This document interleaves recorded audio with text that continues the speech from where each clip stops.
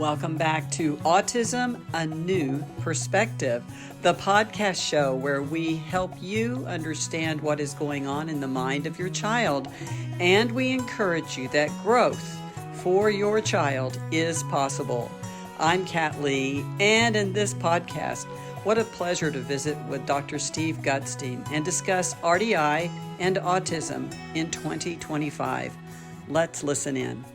Last time we visited, I reminisced some about knowing you over 20 years and where things were for the kids and their parents all those years ago. And I know RDI's been longer than that, but where do you see autism in 2025? What are our challenges?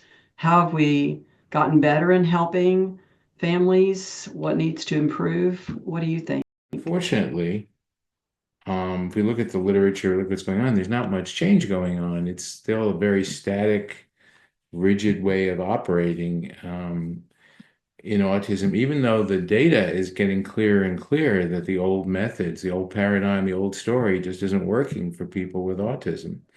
One thing that the researchers or the people who study the adults and they study the difficulties they're having, and when they study those who have been successful, they never ask the question, why? What have you gone through? What treatments have you had? What intervention? What's helped you?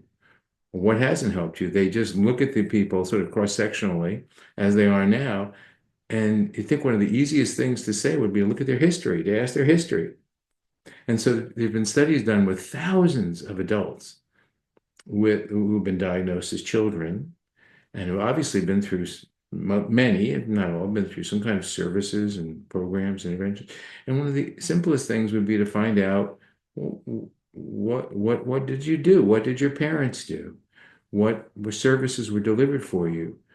And to try to collect that, that's an invaluable piece of information. And in fact, if you think about designing any kind of a treatment, that's where you'd start. You'd try to find what worked, ask people what's worked and what's not worked. When you think about any kind of medical issue, that would be the first thing you'd ask for is people who have had a problem or an illness or a disorder and have been able to do better versus people who aren't, and say, well, let's look at those people who are doing better and find out what variable, what distinguishes them, right? And yet not one study or one person in the field has asked that question. And so they continue to deliver services, and I wish this would stop, without any kind of feedback. The only feedback is what we call circular feedback. In other words, I teach you certain skills, and then I find out whether you learn those skills. And if you learn those skills, I consider my treatment a success, even though the skills I taught you may not in any way impact your future well-being, or your future ability to have a job or do anything. So we continue to see those circular types of things. And I'd love to see us being able to make a difference, even in a small way, and starting to ask those questions of looking at people who have been able to establish some degree of well-being and find out, what helps you. Not that necessarily they'll know all the answers, but from a good history, you can tell what happened and see if you can find commonalities, right? People years and years ago thought it was IQ scores were going to make the difference, but they don't at all. Because, for instance, we find that the higher IQ populations have a higher rate of depression, suicide, anxiety disorders, that they may even graduate from school, but they can't hold jobs. And so that's obvious. Yet for many years, that IQ, raising IQ scores was seen as the gold standard for an outcome measure. And yet those are the same types of things that continue to go on in the field. I periodically, I gather up all the research. I have a Google search that delivers everything with the word autism to me, and it's an enormous amount of data. And periodically I go through it very hesitantly and with a great deal of apprehension to see if there's anything new And it's very depressing actually to do that because I say, well, why is there nothing new? I have to wade through hundreds and hundreds and hundreds of papers that have been written, and it's the same stuff. It's what they call the old wine in new bottles, right? It's the same stuff over and over and over again. Um, and and people make claims that, oh, we've learned so much more and we're doing so much more, but they're just claims. There's no evidence, there's no data to support the claims. What I hope, I hope we can only do what we can do with RDI. We can't influence everyone else, but we can start to make a difference. One is we can try to continue to be clear about what model we're delivering. And I'm trying to do that. I'm back to writing my book again. And in that book, I'm trying to be clear about what specifically RDI is, and the concept of dynamic intelligence being something that we start working on right from the beginning. And it's not a separate thing. It's something that is critical to work on right from the start and continue and develop. And it takes years, but we can continue to develop that. And that's the missing link for people with autism, is their inability to develop dynamic intelligence because they're not able to participate in that experience guiding relationship through no fault of anyone. But what we've learned is we can provide that for them. We can provide that experience guiding relationship with their parents, with their family members. And so they can enter that dynamic intelligence development pathway.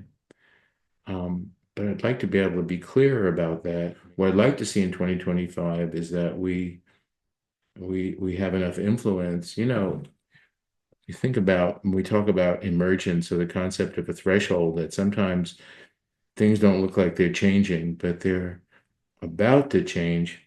And one of the two small things can push them over the edge where there's a rapid change. You never know. We may see that in 2025. We may see that there is a paradigm shift starting. I know there's a lot of people frustrated with the old ways, and the way things continue to go. There's no new breakthroughs. Nobody's claiming anything new, and they just keep going and doing more of the same, more of the same, more of the same. But that can change, and it can change rapidly. We're all energized when we hear you speak. No, for me, over my many years on the journey myself, your passion for helping the children, the adults, the parents, the families always comes through in everything you say, every time you say it. And I like to think too of what Dr. Shealy has said to me several times, to always remember, we're not giving pie in the sky hope, like, oh, wouldn't it be nice, or we can kind of dream of. It's real help to help children grow up and have full lives. And That's the key, that word full lives. We're not going to, cure every co-occurring problem that people with autism may or may not have. There's such a diverse group of people. But, I met some of the people I met at the annual conference who I've known for years have children with some pretty significant other issues aside from their autism. But what they were excited about, what they thanked me for, which is really a blessing for me, was that their children were people. They had lives. And they were continuing to grow and develop. They weren't stopped. They weren't hiding out somewhere in a room. They were continuing to become who they were going to be. And thanks for joining us for Autism, A New Perspective, the podcast show where we help you understand what is going on in the mind of your child. And we encourage you that growth for your child is possible. I'm Kat Lee. See you next time.